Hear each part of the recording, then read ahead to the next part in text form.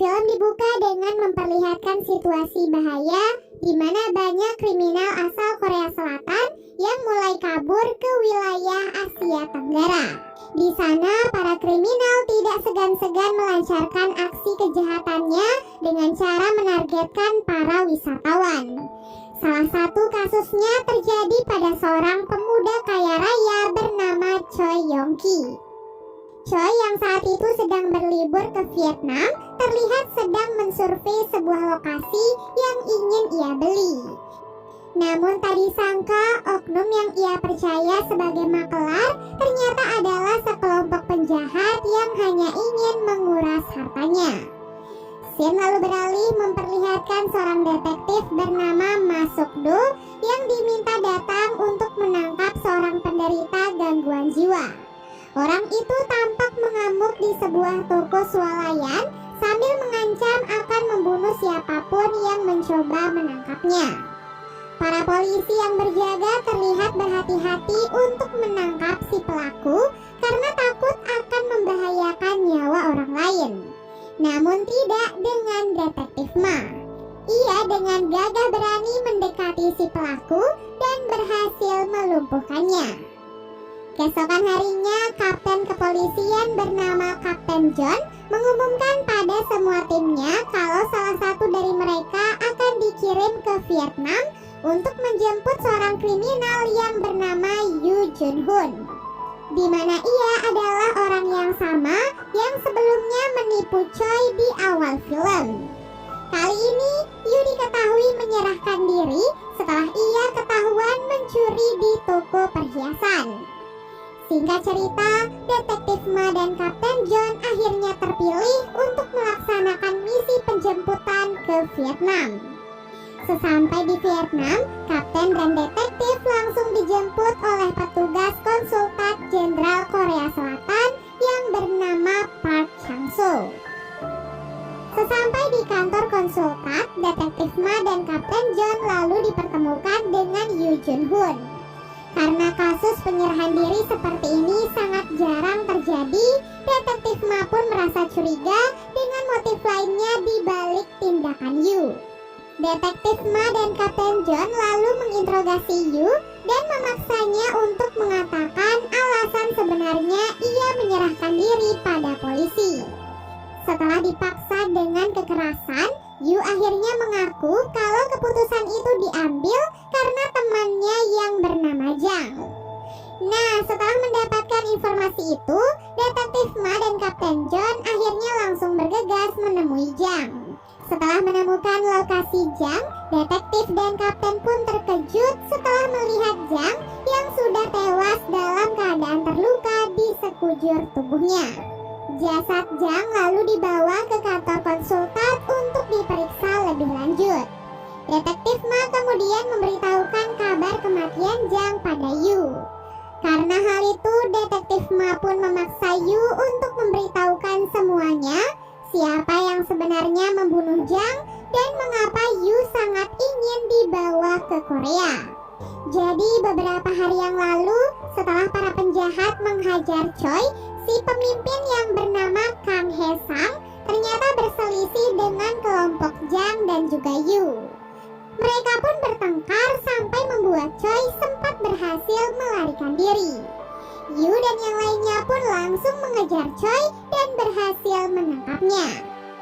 Saat itu, Choi sempat memohon agar dibebaskan dan berjanji akan memberikan uang yang sangat banyak untuk mereka. Namun Kang tiba-tiba datang dan langsung menusuk Choi berkali-kali dengan sebuah pisau. Melihat hal itu, salah satu kelompok Yu langsung memprotes Kang karena sudah membunuh Choi tanpa persetujuan kelompok mereka. Naas, perkataannya malah membuat Kang semakin marah, jadi anak buahnya pun langsung membunuhnya. Mayat Choi dan rekan Yu kemudian dibungkus dengan plastik dan dikubur di halaman markas kelompok Kang. Untuk mendapatkan uang tambahan, Kang lalu menelpon ayahnya Choi dan memintanya untuk memberikan uang tebusan jika ingin anaknya tetap selamat. Jadi beginilah aksi kejahatan Kang selama ini. Awalnya ia menipu para wisatawan dari Korea Selatan, kemudian membunuh mereka dan meminta uang tebusan pada keluarga korban.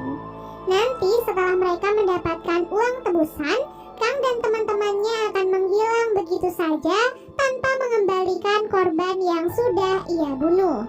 Itulah mengapa kasus orang Korea Selatan yang hilang di negara-negara Asia Tenggara semakin meningkat. Dan sampai sekarang, para korban masih belum bisa ditemukan. Menyadari kalau Kang adalah penjahat yang sangat kejam, Jang dan Yu kemudian memutuskan untuk melarikan diri. Kini Jang telah dibunuh oleh kelompok Kang dan target selanjutnya pasti adalah Yu. Jadi itulah alasan mengapa Yu sangat ingin dideportasi ke Korea Selatan agar Kang tidak bisa membunuhnya. Detektif Ma dan Kapten John yang dijadwalkan untuk kembali ke Korea Selatan akhirnya memutuskan untuk membatalkan kepulangan mereka demi bisa menyelidiki kasus Kang lebih dalam. Detektif Ma juga meminta rekannya yang ada di Korea untuk mencari tahu informasi lainnya tentang Choi. Keesokan harinya, detektif dan kapten pergi ke lokasi markas yang sudah diberitahukan oleh Yu. Setelah menggali di halaman markas, detektif Ma dan yang lainnya pun berhasil menemukan mayat Choi dan beberapa mayat lainnya. Kesal karena korban Kang semakin banyak, detektif Ma pun berusaha mencari keberadaan Kang. Dapat dilihat Kapten John dan anggota konsulat sebenarnya tidak setuju jika detektif Ma ingin terus menyelidiki tentang Kang. Karena sekarang mereka sedang berada di Vietnam, jadi anggota konsulat menyarankan agar menyerahkan kasus itu pada polisi setempat. Namun detektif Ma tetap bersikeras kalau ia tidak akan kembali ke Korea Selatan sebelum menemukan Kang. Setelah diusir oleh polisi setempat, detektif Ma dan Kapten John langsung bergegas ke lokasi judi ilegal. Menurut salah satu temannya yang sudah lama di Vietnam, pemilik tempat perjudian itu mengetahui lokasi Kang saat ini.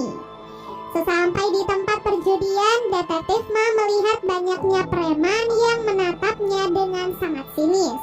Karena beberapa dari mereka menyadari identitas detektif Ma dan Kapten John sebagai polisi, jadi mereka pun mencoba menghalangi detektif Ma.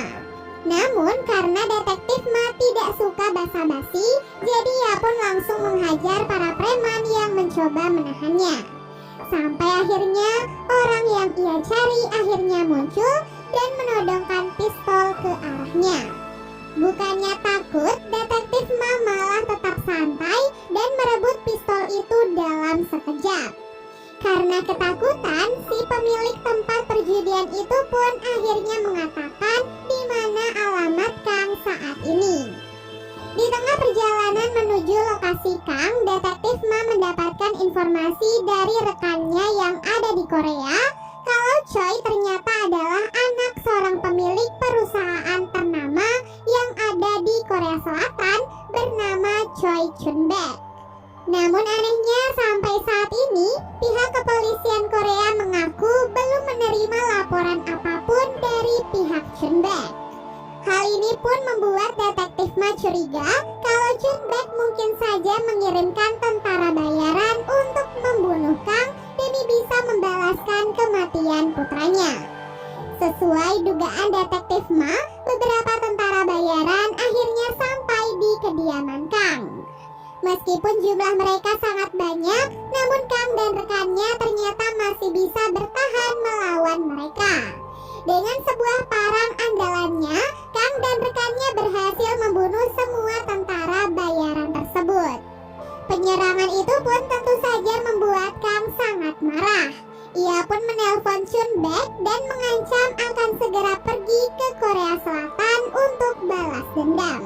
Beberapa saat kemudian, detektif Ma dan Kapten John akhirnya tiba di rumah Kang. Betapa terkejutnya mereka melihat begitu banyak tentara bayaran yang mati bersimpuh darah. Dari sini dapat disimpulkan kalau Kang bukanlah penjahat biasa, melainkan seorang psikopat berdarah dingin. Saat detektif Ma dan Kapten John sedang sibuk melihat para mayat, Kang tiba-tiba menyerang mereka sampai berhasil melukai Kapten John. Detektif Ma yang melihat hal itu tentu saja semakin emosi sehingga ia pun langsung menyerang Kang. Sadar kalau detektif Ma sangatlah kuat, Kang yang saat itu sedang terluka akhirnya memutuskan untuk kabur meninggalkan rekannya.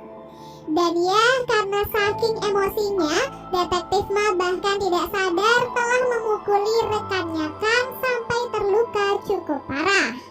Akibat luka yang diterimanya, Kapten John dan rekannya Kang kini terpaksa dirawat di rumah sakit Vietnam. Setelah itu, detektif Ma pun pergi menemui rekannya Kang untuk mencari tahu informasi mengenai apa yang akan dilakukan Kang selanjutnya. Sementara itu, di luar ruangan perawatan rumah sakit, beberapa polisi setempat mendatangi Kapten John dan mengatakan kalau Kapten John dan detektif Ma akan segera dideportasi ke Korea Selatan. Hal ini karena mereka sudah melangkah terlalu jauh dalam kasus kejahatan yang sebenarnya bukan wewenang mereka. Mendengar hal itu, detektif Ma menerima keputusan dengan senang hati karena ia baru saja diberitahu kalau Kang juga sekarang sedang menuju ke Korea untuk menemui Chun Baek. Begitu sampai di Korea Selatan, detektif Ma langsung menemui Jang Isu yang tahu banyak hal tentang kapal-kapal ilegal yang kemungkinan ditumpangi oleh Kang. Setelah ditelusuri, seorang kapten kapal yang dikenal dengan nama Mata Satu diketahui baru saja menerima kedatangan kapal ilegal dari arah Cina. Tanpa membuang waktu, detektif Ma dan rekannya yang bernama Dong Jun langsung memeriksa semua CCTV di sekitar pelabuhan untuk melihat kedatangan Kang. Dan benar saja, di salah satu CCTV, detektif Ma dan para polisi berhasil menemukan Kang yang saat itu terlihat sedang mencuri sebuah mobil. Sebelum melanjutkan penyelidikan, detektif Ma dan para polisi pun pergi menghadiri acara pemakaman Choi dan mengucapkan bela sungkawa pada ibunya Choi yang bernama Nyonya Kim. Acara pemakaman yang seharusnya berjalan hikmat kini tiba-tiba menjadi horor ketika Kang akhirnya bertemu dengan Chun Baek saat berada di dalam lift. Tak kenal takut sama sekali, Kang nekat menunjukkan dirinya bahkan saat Chun Baek sedang bersama dengan seorang bodyguard. Tak disangka, Kang saat ini tidak sendirian. Ia membawa dua rekannya yaitu Gi Chul dan Sun Chul yang menunggunya di parkiran. Seorang polisi yang diperintahkan memeriksa CCTV melihat kejadian itu dan langsung melaporkannya pada detektif Ma. Sama seperti yang dilakukan pada Choi, Kang kali ini menggunakan Chun Baek untuk memeras Nyonya Kim. Jika ia ingin melihat suaminya selamat, maka Nyonya Kim harus membawa uang sebesar 2 miliar won. Nyonya Kim lalu mengajak Kang untuk bertemu di suatu tempat dan ia berjanji akan memberikan uangnya secara cash setelah ia bisa melihat suaminya masih hidup.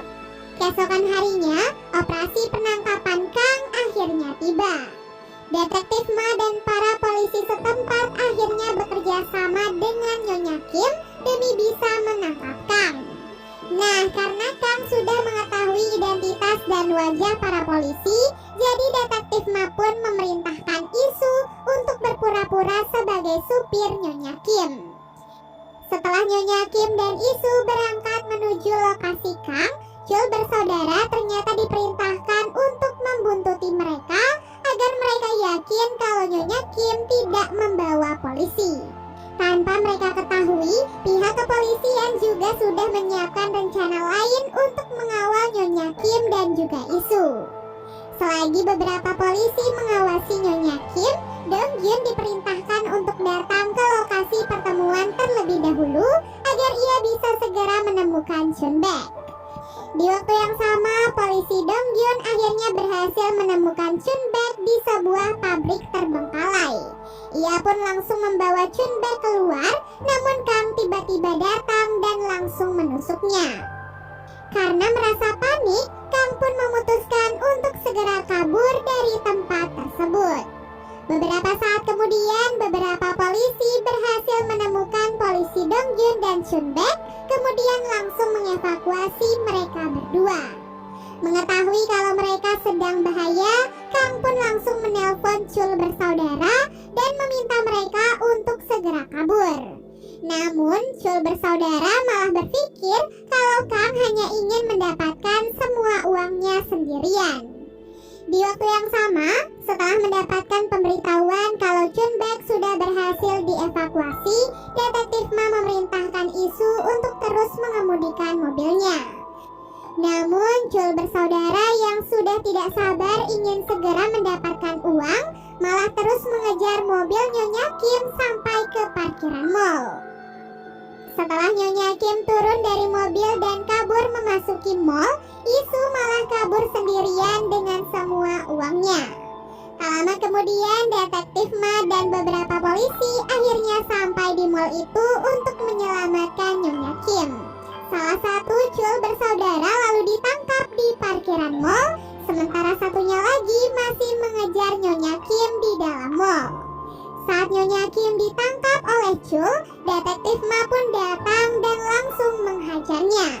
Dengan sekali pukulan maut, Chul langsung tak sadarkan diri dan diserahkan pada para polisi. Di sisi lain, Isu yang sudah kabur dengan uang 2 miliar terlihat sangat bahagia memikirkan kehidupan yang baru.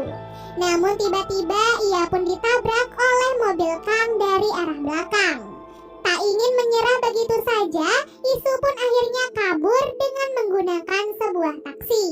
Para polisi yang melihat aksi Kang mencoba untuk menangkapnya, namun ia malah menusuk kedua polisi tersebut. Di sisi lain, Isu yang mencoba kabur menelpon si mata satu untuk menyiapkan kursi penumpang kapal ilegal yang akan ia gunakan untuk kabur membawa semua uangnya. Kang yang sudah menduga hal itu segera menyusul Isu ke pelabuhan. Tidak perlu baku hantam, Isu rupanya langsung takut dan kabur begitu melihat kedatangan Kang. Dengan sekoper uangnya, Kang mencoba kabur dengan menggunakan sebuah bis agar aman dari pemeriksaan polisi. Namun, Isu ternyata sudah lebih dulu melaporkan itu pada Detektif Ma. Dengan begitu, bis yang ditumpangi oleh Kang langsung diberhentikan oleh Detektif Ma. Sebelum bertarung dengan Kang, Detektif Ma pun menyuruh semua orang untuk segera keluar agar tidak membahayakan nyawa mereka. Seperti biasa, Kang langsung mengeluarkan parang andalannya untuk membunuh Detektif Ma. Meskipun tanpa senjata apapun, Detektif Ma rupanya tidak gentar sama sekali. Dengan kemampuan bela diri yang sangat luar biasa, Detektif Ma pun berhasil menangkap Kang. Berkat kerja keras para polisi menangkap si pembunuh berantai, Kapten John pun menraktir para polisi untuk merayakan keberhasilan mereka. Dan film pun